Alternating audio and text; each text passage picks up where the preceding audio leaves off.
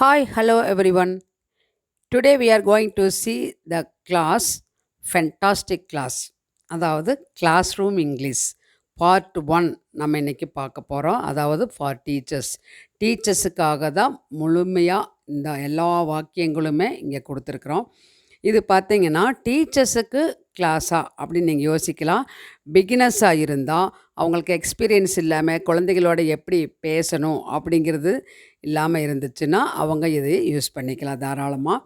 நிறைய பேர் அப்படி தயக்கமாகவும் இருப்பாங்க பேசுகிறக்கு. அவங்களுக்காக தான் இன்றைக்கி கிளாஸ் பார்ட் ஒன் நம்ம பார்க்க போகிறோம். தொடர்ந்து பார்ட் டூ பார்ட் த்ரீ எல்லாமே வரும். இன்றைக்கி வந்து நம்ம பார்க்கக்கூடியது கிளாஸ் ரூம் இங்கிலீஷ் பார்ட் ஒன்னில். அதுக்கப்புறம் வரக்கூடியது வந்து பார்த்திங்கன்னா டீச்சர்ஸ் வந்து இங்கே குழந்தைகளோட பேசுகிறது தான் நம்ம இன்றைக்கி பார்க்க போகிறோம். நெக்ஸ்ட்டு வந்து ஸ்டூடெண்ட்ஸு டீச்சர்ஸ்கிட்ட எப்படி கொஸ்டின் பண்ணுறாங்க, ரிப்ளை பண்ணுறாங்க அப்படிங்கிற மாதிரி இருக்கும். அதுக்கப்புறம் பேரண்ட்ஸோட குழந்தைகளை பற்றி ஃபீட்பேக் சொல்கிற மாதிரி இருக்கும். பேரண்ட்ஸ் வந்து டீச்சர்ஸ்கிட்ட கொஸ்டின் கேட்குறது, அந்த மாதிரி நிறைய வந்து கொஸ்டின்ஸு ஆன்சர்ஸ் எல்லாமே இனி ஃப்யூச்சர் கிளாஸில் வரப்போகுது. மிஸ் பண்ணாமல் பாருங்கள். வெல்கம் பேக் டு இங்கிலீஷ் பேச வாங்க. Learn well and talk well. இந்த கிளாஸ் பார்த்து முடிச்சுட்டு உங்களுக்கு பிடிச்சிருந்ததுன்னா அப்படியே ஒரு லைக் கொடுத்துருங்க. மறக்காமல் நம்ம சேனல் இங்கிலீஷ் பேச வாங்க சேனலுக்கு சப்ஸ்கிரைப் பண்ணி தொடர்ந்து உங்கள் சப்போர்ட்டை கொடுங்க. முதல்ல வந்து ஆர்எஸ்என் தியாஸ் சேனல் அந்த நேமில் இருந்ததே அதே தான் இங்கிலீஷ் பேச வாங்க அதான் பேர் மாற்றியிருக்கிறோம்.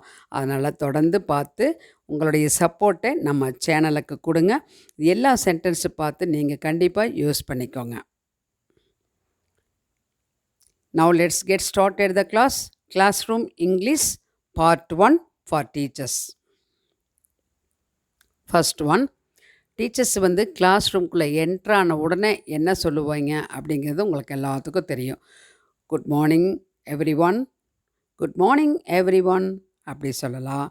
குட் மார்னிங் ஸ்டூடெண்ட்ஸ் அப்படி சொல்லலாம். குட் மார்னிங் சில்ட்ரன் அப்படின்னு சொல்லலாம்.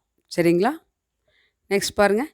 Shall we take attendance, shall we take attendance அப்படின்னு சொல்லலாம். முதல்ல என்ட்ராயிட்டு என்ன பண்ணுவாங்க, அட்டெண்டன்ஸ் தானே எடுப்பாங்க.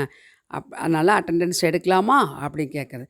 அல்லது அதுவே வேறு மாதிரி எப்படி சொல்லலாம், it's time to take attendance, it's time to take attendance அப்படி சொல்லலாம். அடுத்தது respond your roll number please, respond your roll number please. Roll number சொன்னால் எங்கேயோ பார்த்துட்ருப்பாங்க. அதனால் அப்போது ரோல் நம்பருக்கு வந்து ரெஸ்பாண்ட் பண்ண எஸ் நோ அவர் சொல்லணும் இல்லைங்களா. வந்திருந்தால் ப்ரெசன்ட் மேம் சொல்லணும், வரலைன்னா பக்கத்தில் இருக்கிறவங்க ஆப்சண்ட் சொல்லுவாங்க இல்லைங்களா. அதுக்கு அந்த ரோல் நம்பருக்கு ரெஸ்பாண்ட் பண்ணுங்க அப்படின்னு சொல்கிறதுக்கு எப்படி சொல்லலாம், respond your roll number please அந்த மாதிரி சொல்லுங்கள். நெக்ஸ்ட் பாருங்கள். Are you feeling better today. ஒரு ஸ்டூடெண்ட் வந்து உடம்பு சரியில்லை, ப்ரீவியஸ் டே வந்து ஆப்சண்ட், இன்றைக்கி கிளாஸுக்கு வந்த உடனே நம்ம எப்படி கேட்போம், are you feeling better today, இன்றைக்கி உனக்கு பரவாயில்லையா அப்படின்னு கேட்போம். அதுவே are you all right today, are you all right today, are you all right now அந்த மாதிரியும் கேளுங்க. சரிங்களா? நெக்ஸ்ட் பாருங்கள். வை டிண்ட் யூ கம் எஸ்டர்டே. ஒரு ஸ்டூடெண்ட் நேற்று வரலன்னா, லாஸ்ட் கிளாஸ் ப்ரீவியஸ் டே வராத ஸ்டூடெண்ட்டை பார்த்து நேற்று நீ ஏன் வரல அப்படி கேட்போம். Why didn't you come yesterday? Why didn't you come yesterday? அப்படி கேட்கலாம். அதே why were you absent yesterday? நீ ஏன் நேற்று ஆப்சண்ட் ஆகியிருந்த அப்படின்னு கேட்கலாம். நீ நேற்றே வரலனாலும் நீ ஏன் ஆப்சண்ட் ஆகியிருந்தேன்னு கேட்டாலும் ரெண்டு ஒன்று தான். நீங்கள் எந்த ஸ்டைலில் வேணாலும் யூஸ் பண்ணலாம். நெக்ஸ்ட்டு, இன்றைக்கி யாரெல்லாம் ஆப்சண்ட்டுன்னு கேட்ப இல்லைங்களா. Who is absent today. யார் இன்றைக்கி ஆப்சண்ட்டு, அதை யாரெல்லாம் absent, who are all absent today. நிறைய பேர் ஆப்சன்டீஸ் இருந்தாங்கன்னா who are all, who are all absent today அப்படி கேளுங்க. ஹூ இஸ் ஆப்சண்ட் அப்படின்னு கேட்கலாம். அடுத்தது, don't be late here after. Daily தொடர்ந்து லேட்டாக வரக்கூடிய ஸ்டூடெண்ட்டை பார்த்து இதுக்கு இனிமேல் வந்து நீ லேட்டாக வரக்கூடாது அப்படின்னு சொல்லும்போது don't be late here after அப்படின்னு சொல்லலாம். ஹியர் ஆஃப்டர்னால் இனிமேல். நெக்ஸ்ட் பாருங்கள். சத்தம் போட்டுகிட்டே இருப்பாங்க. ஸ்டாப் ஷவுட்டிங், ஸ்டாப் ஷவுட்டிங் அப்படி நம்ம சொல்லலாம். அதுக்கப்புறம் என்ன சொல்லலாம் அப்படின்னா, I won't start until everyone is quiet. I won't start until everyone is quiet அப்படி சொல்லலாம். நான் வந்து எல்லாரும் நீங்கள் அமைதியாகிற வரைக்கும் நான் ஸ்டார்ட் பண்ண மாட்டேன். கிளாஸு ஸ்டார்ட் பண்ண மாட்டேன். ஐ won't ஸ்டார்ட் த கிளாஸ் அப்படின்னு சொல்லலாம். I won't take the attendance அப்படின்னு கூட சொல்லலாம். I won't start the class until everyone is quiet. புரியுது இல்லைங்களா? Next, can anyone remember where we stop last class? இப்போ புக் எடுத்தாச்சு.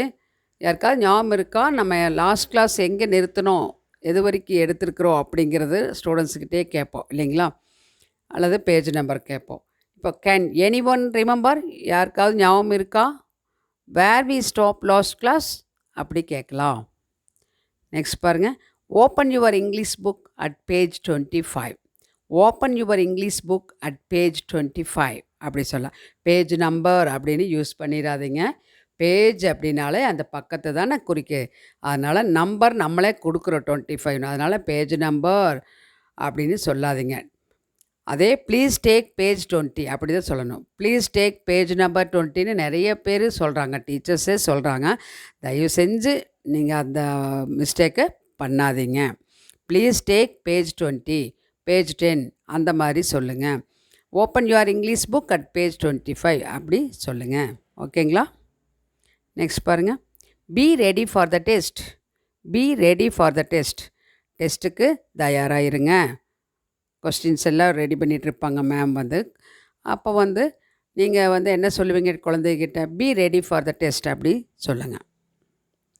Next, did you understand what I said? நான் என்ன சொன்னேன்னு உனக்கு புரிஞ்சுதா, உங்களுக்கு புரிஞ்சுதா அப்படின்னு நீங்கள் கேட்கணும் குழந்தைகிட்ட. அப்படின்னா did you understand what I said, நான் என்ன சொன்னேன்னு உங்களுக்கு புரிஞ்சுதா அப்படின்னு கேட்கலாம். அடுத்தது, ஒரு கொஸ்டின் கேட்குறீங்க. கேட்டுட்டு can anyone tell me the answer. Can anyone tell me the answer. யாராவது இதுக்கு ஆன்சர் சொல்ல முடியுமா? யாராவது ஒருத்தர் இதுக்கு ஆன்சர் சொல்ல முடியுமா அப்படின்னு கேட்கலாம். நெக்ஸ்ட் பாருங்கள், keep your homework note on the table. Keep your homework note on the table அப்படின்னு சொல்லலாம். உங்கள் ஹோம்ஒர்க் நோட்டை எல்லாமே டேபிளில் கொண்டு வந்து வையுங்க அப்படின்னு சொல்கிறக்கு இந்த மாதிரி சொல்லலாம். நெக்ஸ்ட் பாருங்கள், டோன்ட் காப்பி ஃப்ரம் அதர்ஸ். மற்றவங்கள பார்த்து எழுதாதே. டோன்ட் காப்பி ஃப்ரம் அதர்ஸ் அப்படின்னு சொல்லலாம். Next, do what I say. Do what I say, நான் சொல்கிறத செய். அதே லிசன் மீ, என்னை கவனி அப்படின்னு சொல்லலாம். Next, please be seated. அங்கங்கே நின்றுட்டுருப்பாங்க. ப்ளீஸ் பி சீட்டட், உட்காருங்க, எல்லோரும் உட்காருங்க அப்படின்னு. அதே ப்ளீஸ் டேக் யுவர் சீட்ஸ், அவங்கவுங்க சீட்டில் உட்காருங்க அப்படின்னு சொல்கிறதுக்கு சொல்லலாம். நெக்ஸ்ட் பாருங்கள், you need to improve a lot. ஒரு பிலோ ஆவரேஜ் ஸ்டூடெண்ட்டை பார்த்து you need to improve a lot, இன்னும் நீ ரொம்ப இம்ப்ரூவ் ஆகணும் அப்படின்னு சொல்லும்போது இன்னும் நல்லா இம்ப்ரூவ் பண்ணிக்கணும் உன்னைய அப்படின்னு சொல்கிறேன் இல்லைங்களா? தயார்படுத்திக்கணும் டெஸ்ட்டுக்கு எல்லாமே. அப்படின்னா you need to improve a lot அப்படி சொல்லலாம். நெக்ஸ்ட் பாருங்கள், டோன்ட் ஆன்சர் ஆல் டுகெதர்.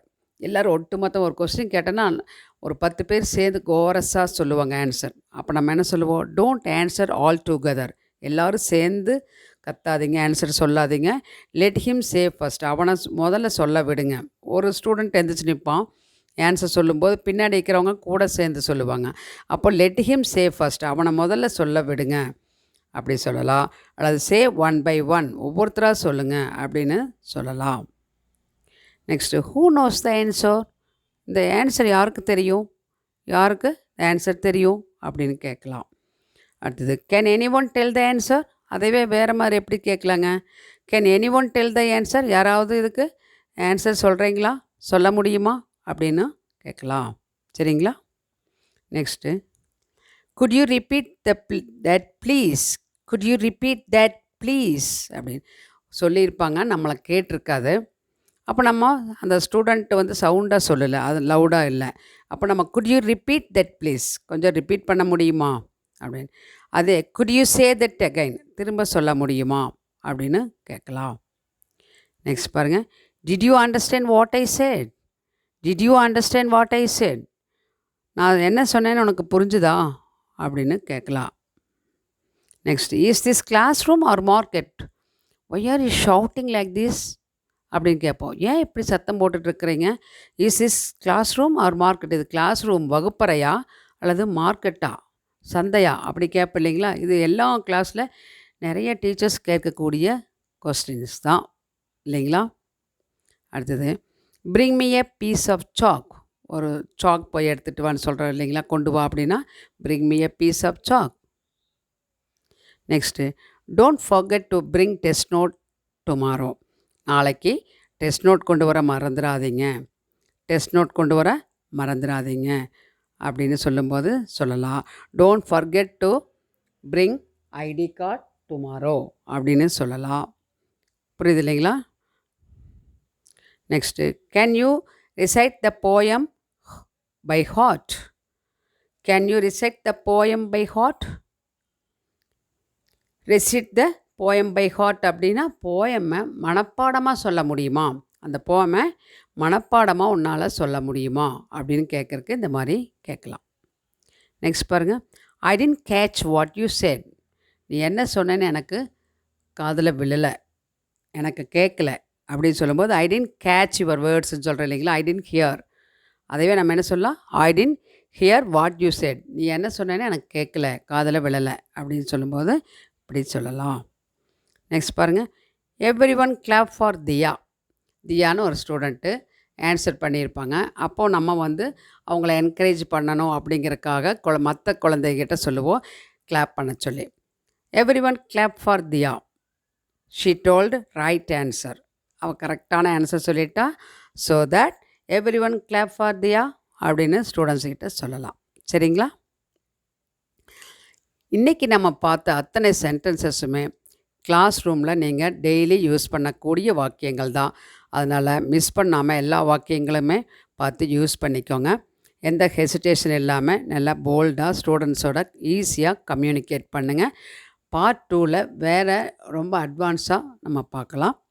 இந்த கிளாஸ் உங்களுக்கு பிடிச்சிருந்ததுன்னா லைக் பண்ணி ஷேர் பண்ணுங்கள் உங்கள் ஃப்ரெண்ட்ஸ் யாராவது இருந்தால். Please don't forget to subscribe to our channel English பேச வாங்க. நெக்ஸ்ட் கிளாஸில் பார்க்கலாம். தேங்க்ஸ் ஃபார் வாட்சிங்.